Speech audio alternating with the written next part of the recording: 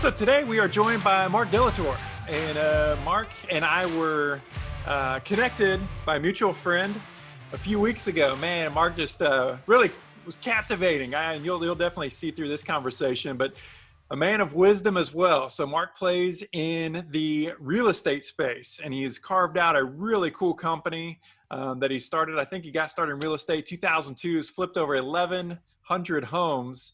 So we can definitely learn a lot from Marck. But Marck, thank you so much. I appreciate you spending some time with us today. You're welcome, mate. Yeah, pleasure to be here. So Marck, if you wouldn't mind, I'd like for you just to spend a couple of minutes and tell us a little bit about who Marck is and how you started your career and what lands you in the position that you're at today. Yeah, sure. I've actually never had a job, which is a little bit interesting. I came straight out of my college career. I went to high school in New Zealand, born and raised, came over on an athletic scholarship to go to the University of Missouri here in Kansas City, and played on their tennis team, which thoroughly enjoyed, stayed on and got my MBA. And straight out of my MBA, I flipped a house and accidentally made some money and thought, well, why should I go work at Sprint or, Yellow Freight Trucking Corporation or Hallmark Cards like all my buddies were? And I'm sure that little company called Cerner will not amount to anything. So I avoided them, I was way too smart for that. But yeah, I decided that I'd try and make a go of it. In 2001, I'd read Rich Dad, Poor Dad, and that really did change my mentality, at least. I thought real estate would be a vehicle for my wealth creation and my retirement. I didn't realize it would be my vocation through that whole time period. But, after you flip one house and you think, okay, that was smart and easy, try and do another one and another one. And yeah, crazy. 1,100 homes later, we're still going strong. So we have now built up quite a large company. We have somewhere around 25 employees that are all in that space. Our niche is that we are a full turnkey provider. So that means that we provide fully remodeled and rented out properties to hands-off and passive real estate investors. So for example, we work with a lot of dentists. We encourage them, hey, you go work on people's teeth all day, concentrate on your active income. But when it comes to your passive income, allow us to help you with that and diversify your retirement into alternative investments, in our case, real estate. We have felt all along, and I felt all along, that the stock market has never been an attraction to me. I feel like it's, if you're not on the inside, you're on the outside. And it just real estate made more sense, had a little bit more control and, more tax benefits. And also you can own assets that you never have to sell, and you can get cash flow from those assets. So we have helped people. I always thought that real estate, or I wanted to try and offer up real estate as an alternative to the stock market, but the stock market is so darn convenient and it's very efficient. And with a click of a button, you can own some Google stock or Coca-Cola stock, and real estate's been a little cumbersome. So the challenge in our company is to try and make real estate as easy as clicking a button and saying yes to a deal. And that's what we're pretty good at.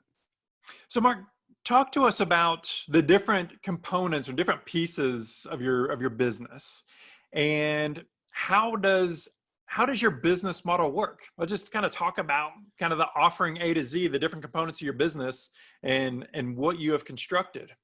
You bet. So there's really 4 businesses in one, which makes us that unique turnkey provider that can allow someone to be hands-off, because we're doing 4 things.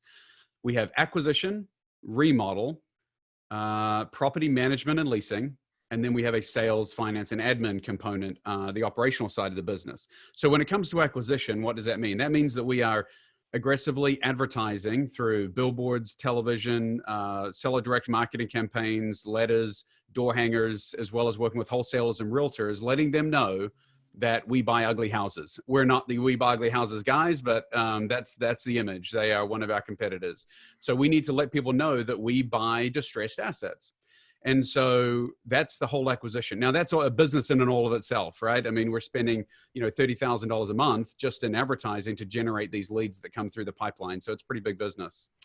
On the remodel side, we now have to remodel all of these distressed assets to come on board. So now you've got a construction company that's remodeling anywhere from 150 to 200 houses per year. So that's a pretty big business in and of itself to get all those properties remodeled. So refining and using software to get yourself dialed in that capacity has been a big thing for us as of late.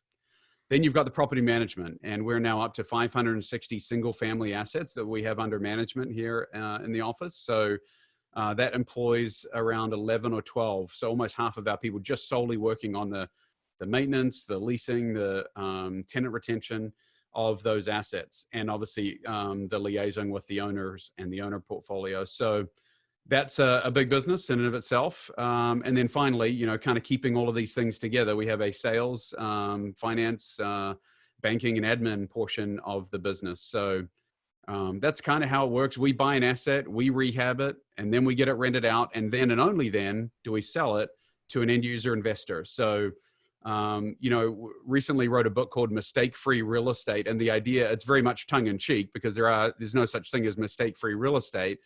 However, the idea was that if you change your mindset, and rather thinking that you have to be all things to all people, you have to be the one doing all the work, you have to be the one going out there and doing it. If you partner with a professional like ourselves that has made all the mistakes in real estate, then you're accelerating your learning curve, and you can actually buy assets that are positively cash flowing without having any of the traditional hassle that comes with the single family home.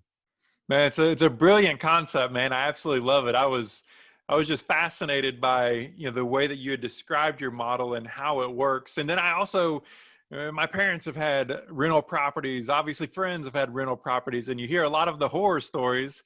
And what you had described, man, it just sounds like there's absolutely a perfect market for that. And given the success of your company, there's no doubt you guys are providing a real need that's in the market. So Mark, I'd like to ask you, so innovation, and a lot of the clients that we work with, they really adopt innovation or see a lot of value in innovation, and they want to leverage this opportunity to do something new, to create this competitive advantage. I'd like for you to just talk a little bit. So you've been in the real estate industry for a little time now. So how has the industry evolved, that kind of this specific niche that you're in? How has it evolved? And then how has innovation played a role in that? It's an interesting one. Innovation actually could easily have taken down my business, and I'll tell you why. For the longest time, real estate's kind of been a good old boys network. There were a lot of off-market deals, and I got my start in my niche by buying direct on the courthouse steps. How innovation actually hurt my business was that it was a very clunky way to find out if a property was in distress. I had a lot of people, you would drive along a street, you would see an ugly house, and you'd think, man, I wonder if I could buy that asset. Well, then the person who said that would probably see me driving up right behind saying, yeah, I just bought that house. Do you want to know anything? And the neighbors would say, how did you get that deal? How did you get that deal? And it was kind of like an off-market deal where we had this, not proprietary, but it was just a very clunky way that you had to go about compiling all the information. There was a company called auction.com, which was a website that came along that provided a ton of information to the general public. And that company alone was really, suddenly instead of it just being me and a couple of other people on the courthouse steps, suddenly, they were generating a lot of interest because someone could just Google an address and suddenly be like, oh yeah, the foreclosure is going to happen in 3 weeks from today. So it was providing information, to effectively grow a competitive base for our business. So I would not consider myself an innovator. I would consider myself someone who takes advantages of weaknesses in the marketplace. And I think that we have done a good job of really for the first, 15 years of my business, it was really just seeing a weakness in the market and exploiting it. And then obviously allowing the next step of that being providing a valuable service to people that also could not, get quality assets. There was a weakness in the market or the inefficiency in the market was simply that banks were not getting rid of their assets in a very effective way. They were ineffectively just holding an auction and not telling anybody about the auction. So anyone who showed up would get it for 50 cents on the dollar. All of a sudden, auction.com came along with all the information and found that that they were actually able to garner a lot more greater price for their clients by announcing these bids and just getting more people to the auction. Secondarily, the other part of our business that we realized was that people were willing to pay a fair price for an asset that had been beautifully remodeled, that had been well made, that was well managed and was offered at a fair price. And so that's where we saw the other niche and what we've really tried to hammer out. And what we've found more and more is that people really value a done for you turnkey model. The more that we do, even if you charge them just fractionally more, but you deliver more on value, they will partner with you and collaborate with you and pay you a fair price for them to do less and less work. Yeah, it's not a game of price, it's a game of value, right? Bingo. It's about value. Mark, you had talked a lot about not having to be all things to all people, but really working with people that are specialists and have this knowledge. And obviously that dovetails into our world, which is partnerships and partnering. And I know that our initial conversation that we had a few weeks back, you had talked a lot about the different relationships that you have, everything from banking to even technology providers, the way that you guys allow access into your homes where they don't have to be manned. There's lots of different ways that we can build these relationships, build these partnerships, whether they're very formal or informal, that can add value to our companies. Love to just have you share a little bit about some of those key partnerships and relationships that you've built over the last few years that have helped you advance your company. You bet. One of my dear friends now, Jason Medley, is the founder and CEO of Collective Genius, which is a collection of the top 1% real estate investors from all around the country. And it's a real estate mastermind group of sorts. And so effectively, it compiles all these masterminds from different components of real estate, brings them all into a room, and provides a very non-competitive way to share secrets and share data and share what's going right and wrong. And through that group and through that networking, we're able to borrow brilliance. There's a good book out there called Borrowing Brilliance, which resonated with me because, I'm certainly not the smartest guy in any room I walk into, but one thing I do know is that if I see someone doing something well, I can replicate it, and got the people in place to figure out how to implement an idea into our business. I'm very much a big idea, big vision, big relationship person. I think the key for a visionary like myself is to have an integrator, a COO, or someone that can actually come back through and execute on all the great ideas that I hear. And so, Collective Genius certainly was a massive partnership for me, or collaboration of sorts. There were simple ideas such as the self-showing lockboxes. Before, we were having to partner with a property management company that was offering up leasing. And so when we decided to bring property management in-house, the leasing component was still a hassle for us. And we were using their real estate agents that would put a sign in the yard, take a phone call, drive to go meet this prospective tenant and show the property. Long story short, there is a great system out there that very safely and securely allows access to the property once a tenant or prospective tenant shows interest in the property, uploads and answers a few questions, uploads a picture of their driver's license and a credit card and that kind of thing. They're allowed digital access through a digital lockbox that drops down, not digital access, but a digital lockbox would allow them access to this property where they go in and physically self-show the property. Well, suddenly that takes a 10-hour Saturday of beautiful showing time. If you've got 10 properties out there that are actively for rent, you can actually show these properties. You could show the 10 properties 10 times each. You've had 100 showings that day, as opposed to one leasing agent, which may be able to show 2 or 3 properties that day. So, and not only that, you're cutting out the cost of the leasing agent. So that one little idea with a nominal investment of $6,000 dropped $100,000 to our bottom line when we implemented that very next year, and has continued to reap rewards. Another digital advancement in real estate was Matterport, which is a virtual touring of properties. So it's taken 3-dimensional schematic drawings of properties and allowed people to virtually tour the homes. So now we actually are pre-leasing our properties before they're even out of rehab. So before they're even done, we have a virtual tour of the property of what it's going to look like, with, the stunning granite and travertine tile and the mosaics and nice backsplash and the LVP flooring that we're known for, We can actually show these properties to prospective tenants even before we have a lockbox on the door and before they can actually know the address of the property. We say, hey, is this something that this 3-bedroom, 1-bath stunning home, would you like to live there? And absolutely. So we're actually successfully pre-leasing before the property's even done with rehab, which again shortens the life cycle and adds drops that carrying cost to the bottom line. Lastly, blessed to be a part of another mastermind group called Freedom Founders. And this is a partnership where it's a bunch of like-minded individuals getting together to accelerate their steps to retirement.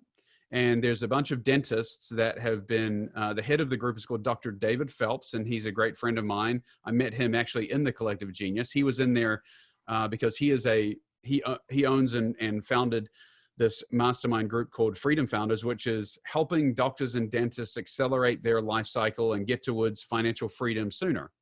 So as he was helping people with their financial plan, he realized that rather than just pointing them in the direction of real estate, he should have some people, he should go out there and scour out really dialed in practitioners that can actually deliver a quality asset to his group and do the legwork for them. So again, they would partner with him, he would partner with us, and effectively he's bringing the two sides together. So again, a good partnership of sorts where he would have he literally came and was boots on the ground in Kansas City, researching and understanding our operation.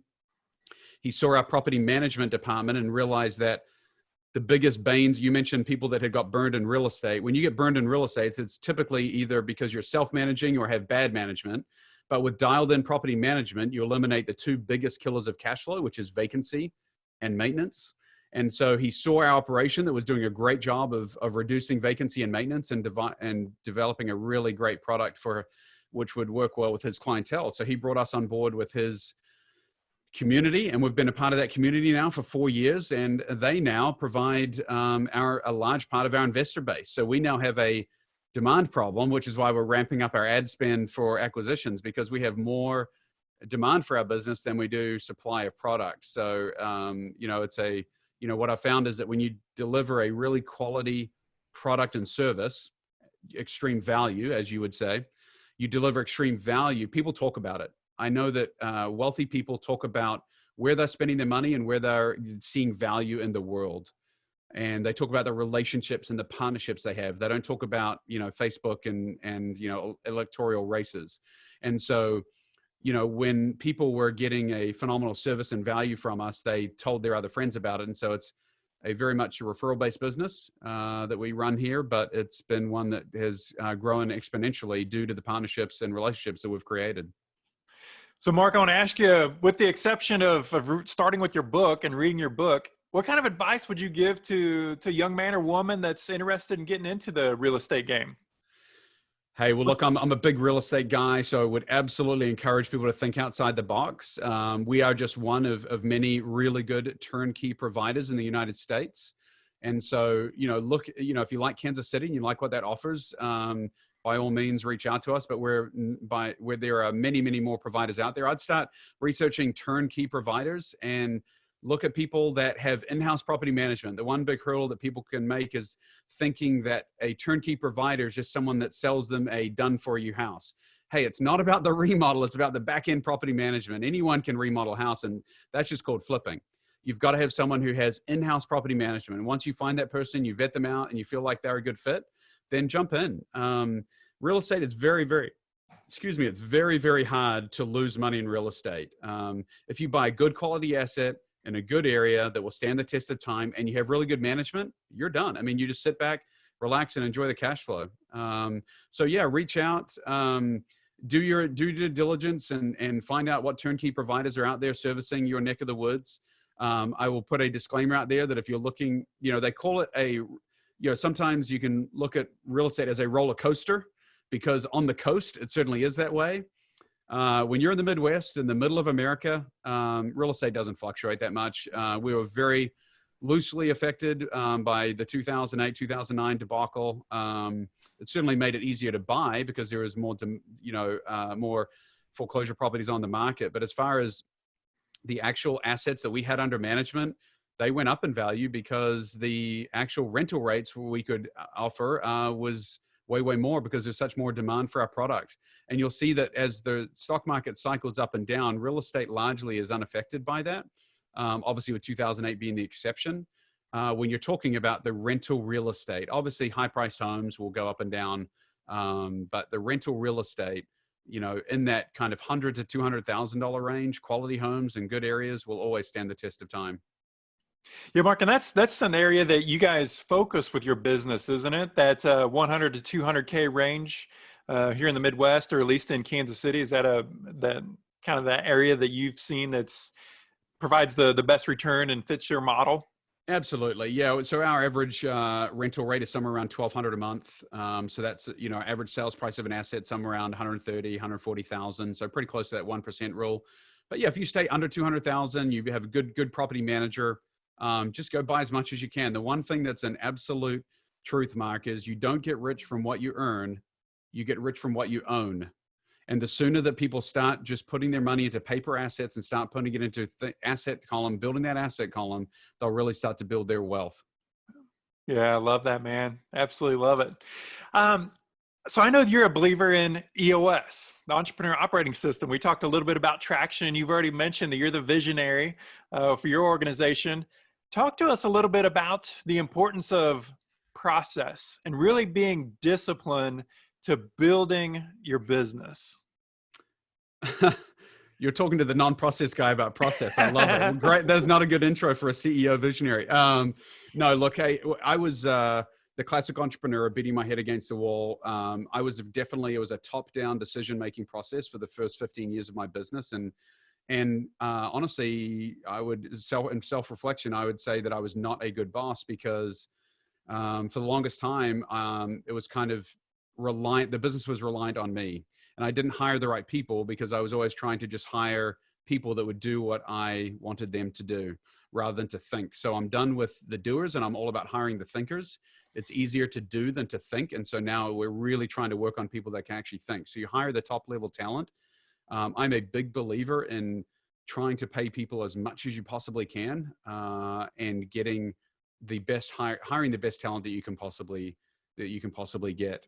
But you have to process and hold accountable. And that is not my strength. So process and accountability are the two big things that I needed a COO or an integrator to come into my business and really help with that. So whereas I had an extremely strong business model that was thriving, the actual accountability and process was lacking. And so when we tried to scale, we would always hit a wall or hit a ceiling where we would just frustrate any which way we would turn. There would either be someone who would get frustrated and burned out, or there'd be we'd drop a ball for a client or something or we'd buy a bad asset.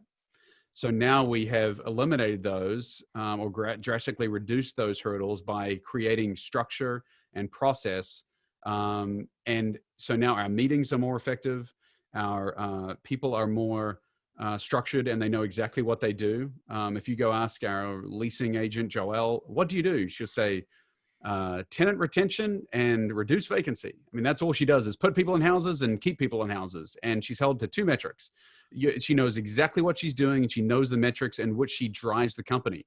And what does that do, Mark? That gives her the value to know she's providing extreme value to the company because we're not asking her to do 10 things. It's just 2 things.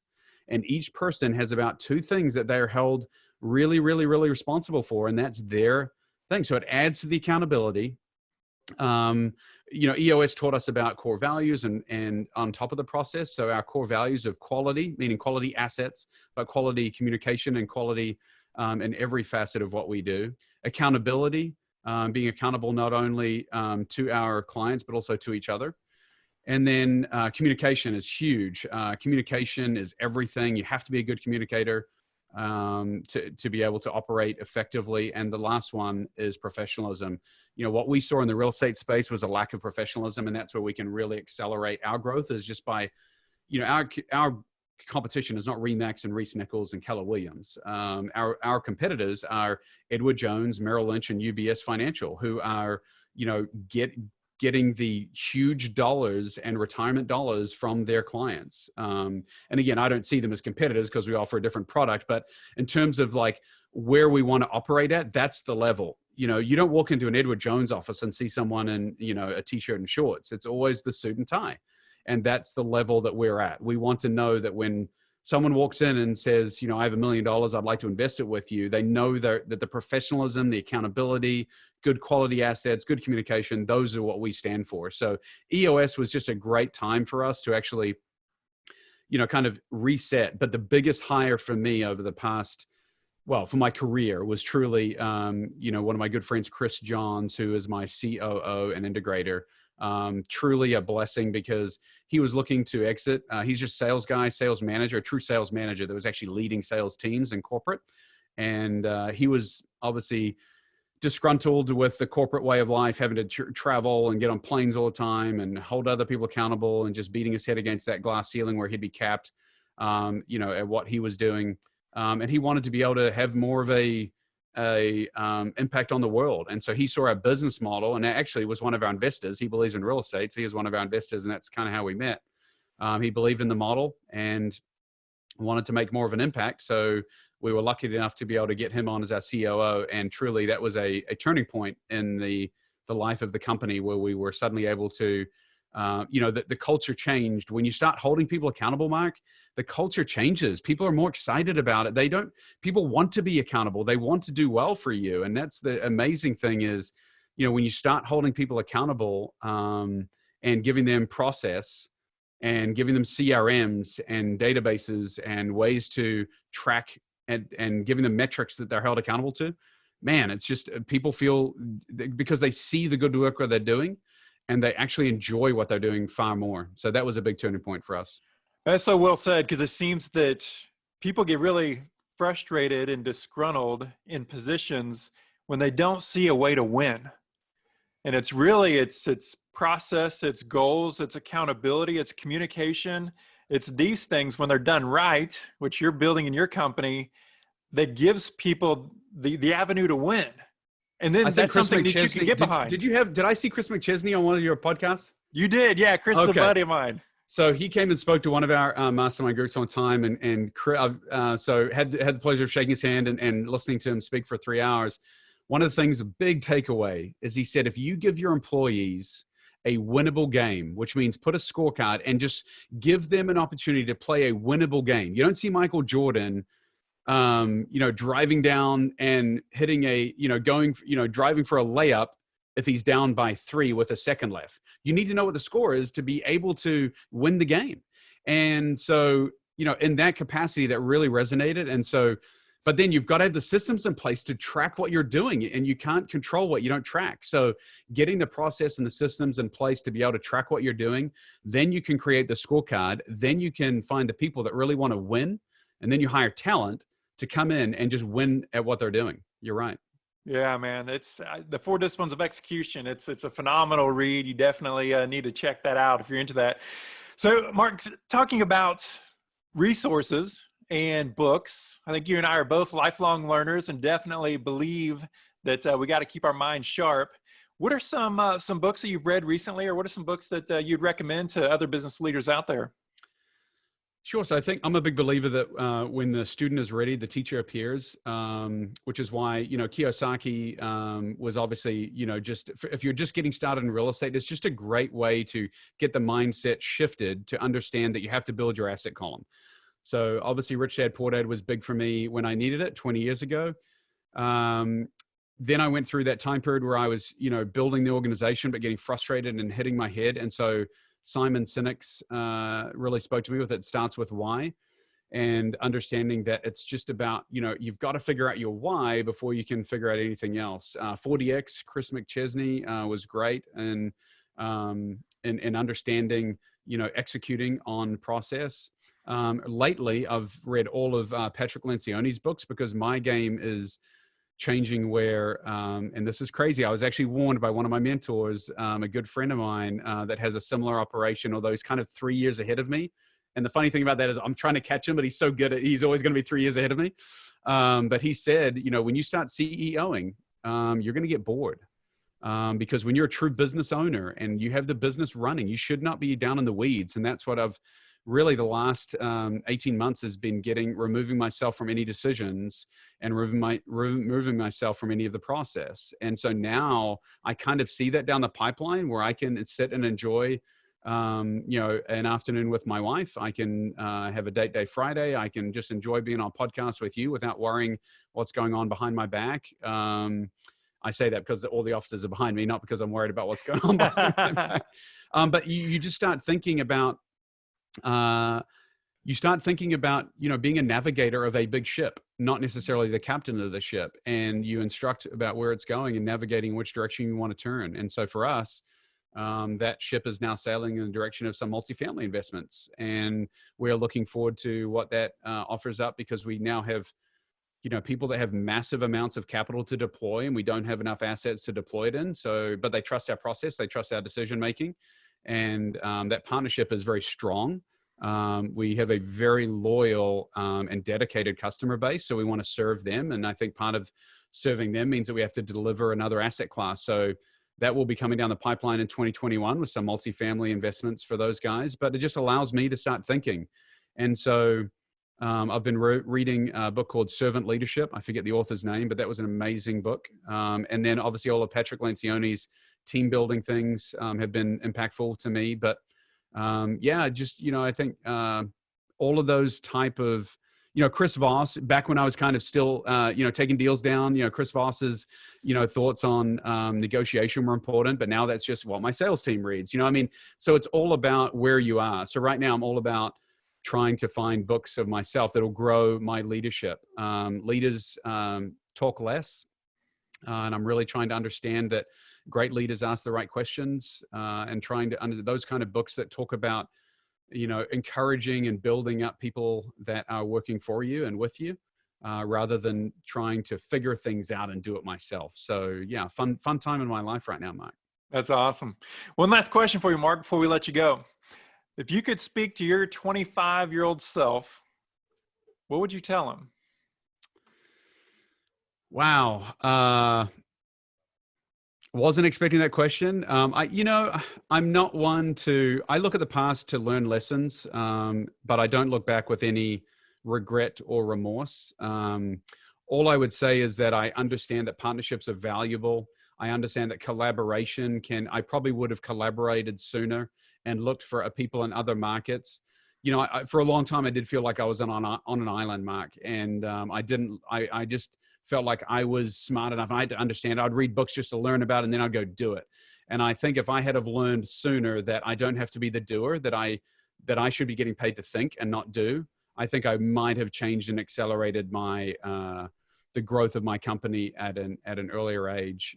So yeah, really focusing on thinking. I think for the longest time, I probably thought too much that I had to have all the answers, and that I had to be the one interacting and doing on a daily basis. So probably would have accelerated my collaboration and partnerships with other people at an earlier age. Yeah, man. I think that's great advice. Well, Mark, thank you so much for spending some time with us, man. It's always great chatting with you and picking up the insights, and continued success to you, continued success to your awesome company. It'll be fun to watch you continue to build it over the coming years. Mike, I appreciate your time today. Really, it's always fun to talk with another high-level thinker. I think that's the one thing that's missing. I think we do far too much talking about just about people and topics, all of the news out there in the media. I think if we would all collaborate a little bit more, I think even at the higher levels of government, we could a little bit be more effective in what we're doing, trying to bridge gaps and provide collaboration. But anyway, maybe that's just because we're in an election year. It just seems to be more pronounced more than ever that it's, all talk seems to be divisive rather than collaborative. But I appreciate your wisdom and what you do for your clients. So thank you for having me on today. Yeah, you bet. Thank you. You're listening to Mistake-Free Real Estate Radio, the authority in passive real estate investing. No late-night calls, no clogged drains, no tenant nightmares. Take the passive investor's approach to real estate investing and trust a turnkey professional. Learn more at mistakefreerealestate.com. Until next time, remember, you don't get rich from what you earn, you get rich from what you own.